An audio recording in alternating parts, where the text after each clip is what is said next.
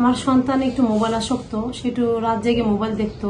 এই পরিত্রাণের জন্য আমি ডাক্তারের শরণাপন্ন হই। আমার পারিবারিকভাবে বাচ্চাদেরকে একটা শিশু বিশেষজ্ঞ ডাক্তারকে দেখাতাম। উনি আমাকে স্পেশালি ভাবে সাজেস্ট করে ডক্টর জালালউদ্দিন সাহেবকে দেখানোর জন্য। উনি কোথায় জব করেন? উনি নিউরোসায়েন্স হসপিটালে আছে।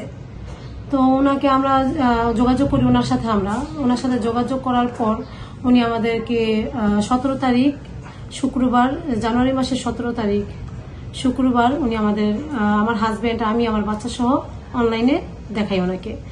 উনি তারপরের দিন সকালবেলা প্রেসক্রিপশন দেন। তার মধ্যে ডোজগুলো অনেক বেশি ছিল। ওনার সকালবেলা 15টা ট্যাবলেট, রাতের বেলা 10টা ট্যাবলেট আমরা বাচ্চাটাকে খাওয়ানোর পর দেখি বাচ্চাটার অস্বাভাবিক আচরণ। বাচ্চাটা কথাবার্তা আবল তাবল বলতেছে, স্পষ্ট করে কথা বলতে পারতেছে না। তখন আমার স্বামী, আমি ভাবলাম যে বাচ্চাটা তো এরকম হওয়ার কথা না। তখন আমরা স্যারকে, ডাক্তার সাহেবের সাথে আবার যোগাযোগ করি মেসেজের মাধ্যমে, যে বাচ্চাটা তো আবল তাবল কথাবার্তা বলতেছে, এর জন্য এখন আমরা কি করতে পারি। মেসেজের মাধ্যমে কেন? আসলে উনি দেশের বাইরে ছিল।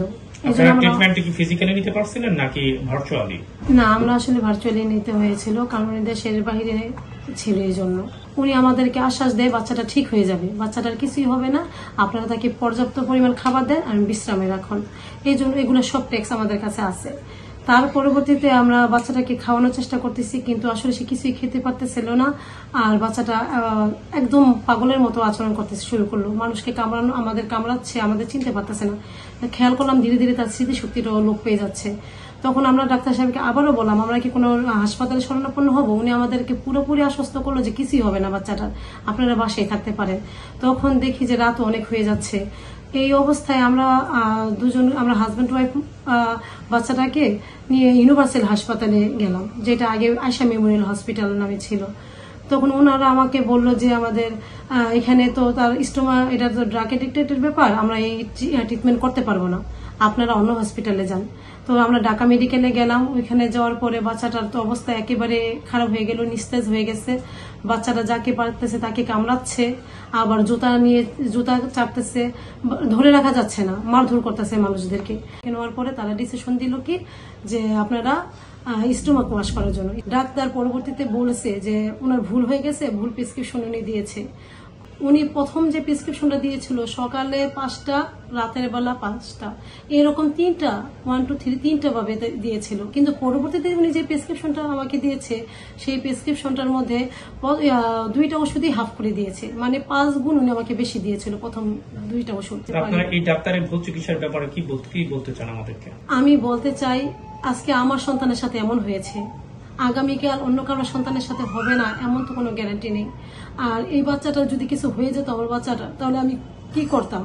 আজকে তো বাচ্চাটার অবস্থা মরণাপন্ন অবস্থায় চলে গেছিল, বাচ্চাটা তো বেঁচে থাকার কথা ছিল না। উনি তো বারে বারে আমাদের বলেছিল যে হাসপাতাল নিতে হবে না, আপনারা বাসায় রাখেন। উনি এটা কিভাবে করতে পারে? ভুল চিকিৎসা, এটা ভুল কিরকম ধরনের ভুল? একটা বাচ্চাকে যে জায়গা আপনি 1 দেওয়ার কথা, সেই জায়গায় আপনি কম্পিউটারে কোন জায়গায় আপনি দেখাবেন যে মোবাইলের কোন অপশনে আছে 1-এর নিচে 5 আছে, এই অপশনটা তো আপনি নাই, যে আপনি ভুলক্রমে কিভাবে এটা করেন। সম্পূর্ণ আপনার এটা ইচ্ছাকৃত ভাবে কিনা আমি জানি না। আমার সন্তানের নাম আরিয়ান আবিদ জায়েদ, সে ক্লাস 5-এ পড়ে। মানে ওষুধটা যে আমি 3 দিন মানে সজাগ ছিলাম, সেই 3 দিন আমার কিছুই মনে নেই। তারপরে আমি হসপিটালে যখন উঠি দেখি যে আমি হসপিটালে আমার ঘুম ভাঙে আবার। তারপর আমি বলি আমার আম্মুকে যে আমি হসপিটালে কেন, আমি তো বাসায় ছিলাম।